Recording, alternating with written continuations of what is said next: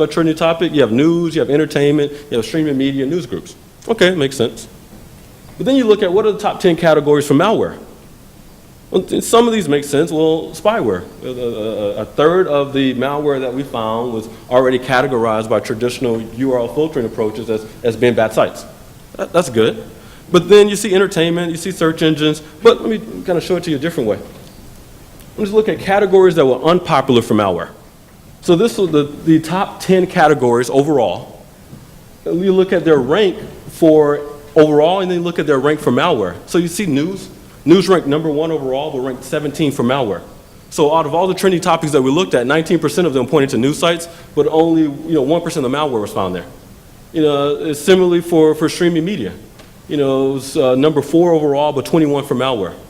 Sports reference, even social networking, a little bit surprising. 3% of the overall trending topics pointed to social networking sites, but all the malware we found there was 0.3%.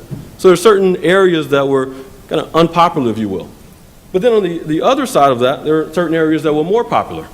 And these won't surprise you. If you look at the malware rank for hosting sites, it was number 5 overall, but it was number 5 for malware, but 20 overall. You look for peer-to-peer sites, it was number 6 for malware and 46 overall. And proxy sites, number 8 for malware and number 42 overall. So these won't surprise you. Places that you expect to find malicious code, they ranked higher for malware and very low, much lower for overall general trending topics.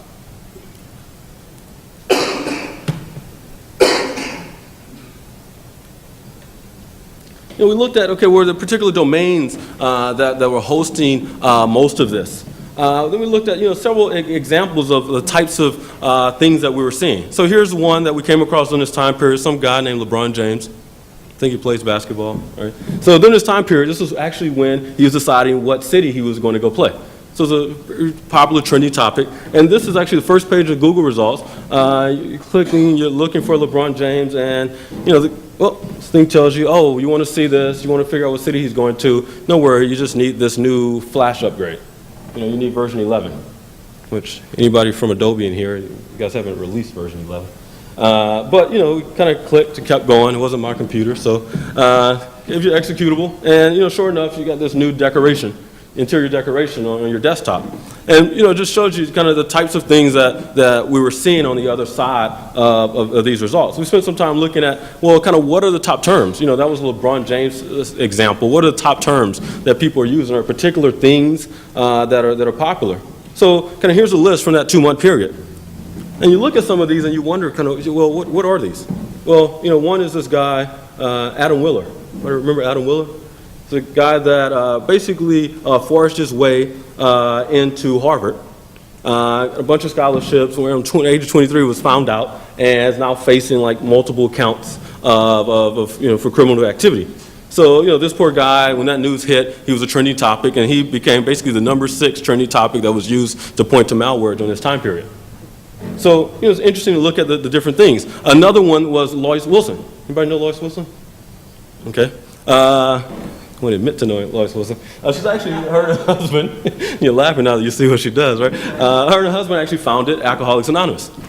So they, actually provided a pretty good service to humanity, but they actually, during this time period, there was a TV movie being released that was her life story. So a lot of people were talking about her, so she was a trending topic, and she actually became the number 1 topic during this time period that was used to point to malware. It's like, okay, that's interesting. Now, the one that I found to be my favorite, my viewer's choice, is Hope Zwarsky. So during this time period, Playboy magazine announced their Playmate of the Year. And that Playmate of the Year became really the number 2 topic that was used to point to malware. And so, it was actually, they released the issue. It was the first time the Playboy did a 3D centerfold. So you have the glasses and everything. So she became one of the top trending topics during that time period. So, those are the types of activities that we're seeing. And after we, really went back and we're looking at the Twitter work that I talked about earlier, and then looking at the search engine work that we're talking about, we start to look at other platforms, like, kind of what's the relationship between an attacker targeting things on Twitter and targeting things on a search engine, and then on other networks like YouTube, for example. And we saw some interesting things. And I'll kind of wrap up just with this last example here. But anyone remember Darryl Stingley? A couple football fans? So it's pretty, what do I want to call it? Well-known event in football was a tackle that he was involved in that left a player paralyzed. And during this time period, the player that was involved actually passed away. And this happened decades ago, but this gentleman passed away during this time period. And so there was a lot of talk about it, and the video was being distributed around. And so he was a trending topic. So actually, if you looked on Google and searched for Derek Stingley, it's a trending topic. You know, some of the results ended up with things that were actually hosting info-stealer Trojans. So, you know, this particular term was being passed around because of this guy's death, and on the search engines, he was a trending topic and pointing to different malicious code. You go over to Twitter, you see, you know, many people using, Daryl Stingley and the other gentleman, Jack Tanton, and their tweets to point you to different URLs. You point to a couple of these URLs, you now have people bring you over to YouTube, and bring you over to YouTube, and you're to watch this video of this gentleman being tackled on the football field. But if you look at all the related suggested videos here, you don't look too closely, a little bit is graphic, but there's a lot of porn. So, you know, you went from something being used on search engine optimization to it being used on Twitter to now the attackers on YouTube are actually using that term as suggestions or meta tags to actually get their porn somehow associated with a football video. Right? And so then, you know, the same term we see over here, you know, here's a guy that's offering you this video, but saying, wait a second, due to copyright issue with YouTube, it's YouTube's fault. You actually can't view the video here. You have to click here, go to my site to view the video. So we're starting to see this relationship. You know, we started off looking at kind of how can we tell a malicious account in a social network, right? So we started off with looking at Twitter as an example of that. Or can we base just their user reputation and behavior to identify the good people from the bad people?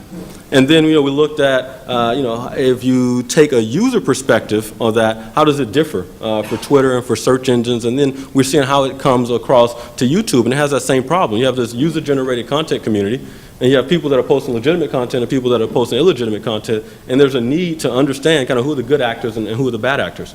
And so with that, kind of wrap up, and that just gives you some highlights of some of the work that we've been doing in this area to say, kind of with so many of the platforms that we deal with now, not being a domain level trust, but being this kind of user level content creation. What are the ways, you know, while, you know, certain parts of the world are busy building better ways to build out attack signatures, and certain parts of the world are busy building better ways to secure those web apps, you know, we're doing some work that looks at can we kind of just use the behavior of the accounts in those systems to separate out the legitimate actors from the illegitimate actors.